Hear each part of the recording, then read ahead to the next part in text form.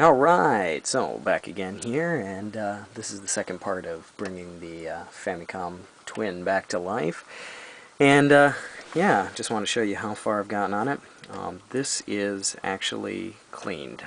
I went and scrubbed it as good as I could, but it's pretty faded. And a couple of guys, giving me some good tips about getting some silicone and stuff for that. I usually use some kind of oil and like an oil silicone base, but I'll see if I can find some straight automotive silicone for it and see if I can bring back the shine. And yeah, it's working. This thing is over 25 years old and it is firing up. There's I got the inside here all taken care of. So as you could see before, it was really rough. I went and sanded the piss out of this, cleaned that up. I took all the parts out, all the electronics out, took this into my my bathtub, and I wasn't in there with it, but took it in there and just scrubbed the living crap out of it. Ripped out the disk system setup, made a new belt for it, put that in, had to adjust it a few times, but for the most part it's working alright. I had one game that it was giving me a little bit of trouble on, but come on, you saw where this thing came from, and you can probably see where it's gotten to now. So you gotta give it a little bit of leeway. But we'll pop on the power here, let you see the disk system.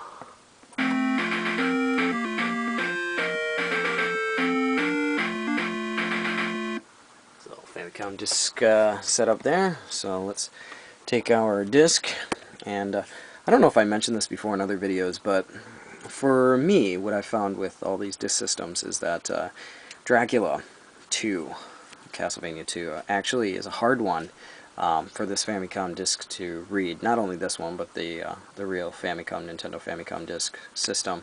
It's really hard to read, and if you get the belt adjusted pretty well, it'll read this, and if you can get it to read this, and you can get it to read most all the other discs. So I recommend this one as a test one to try and get it to work.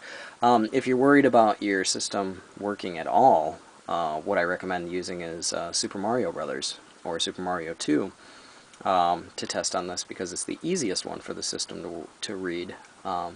Same thing with the PlayStation 2.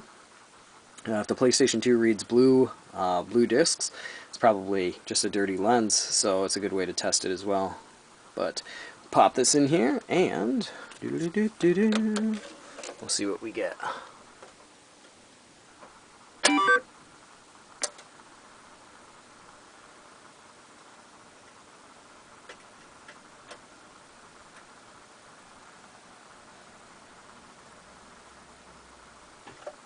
Alright, that's what I'm talking about.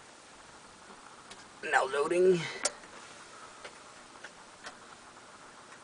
I hope you guys enjoy watching these videos as much as I enjoy, making them.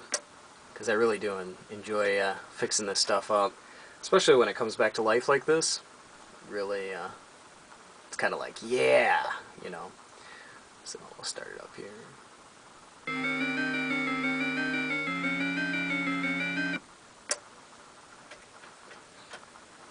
Yeah, for the first 40 minutes or so, this the BIOS and stuff like that wouldn't even recognize the disk system.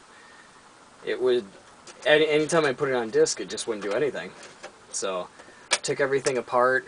There were a couple of cold solder joints that I resoldered, and then I took a wire brush and scrubbed the piss out of the RAM chips, and put it back, and it started to recognize it. And after doing some belt adjustments, there we go.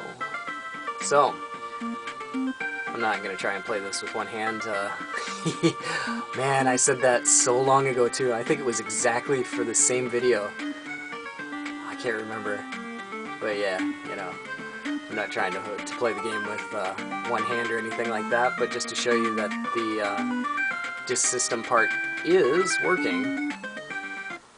This part's always fun, like when it's going into a different part.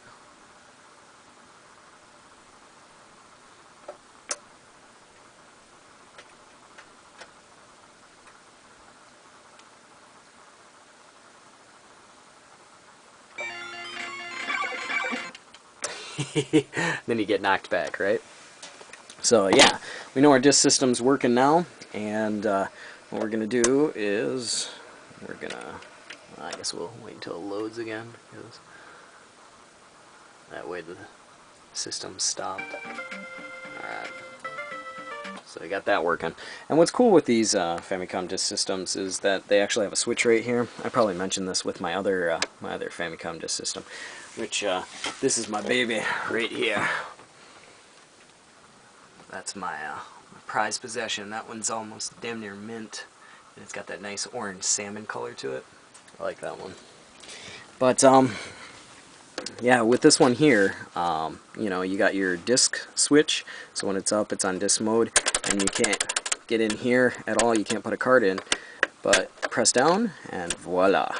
So what we're gonna do to test out the cart mode is, oh yeah, and I played this before. This is one of my all-time favorites, and I just love the music. It's so damn cool.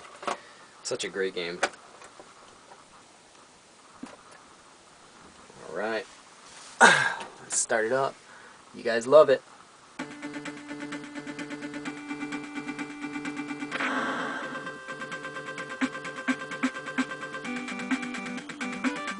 And what else is really cool about getting these Famicom disk systems, or the Famicom Twin, Sharp Famicom Twin, is they have composite outs on the back. So versus having the you know, the RFs, it's so sharp.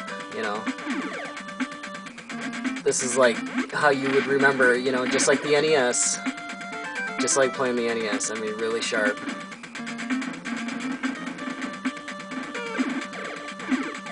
Not bad for one-handed. Give myself a little bit of credit. Not much, but yeah, as you can see, it's working really well. Woo! Okay, I'm dead. So yeah, it's working.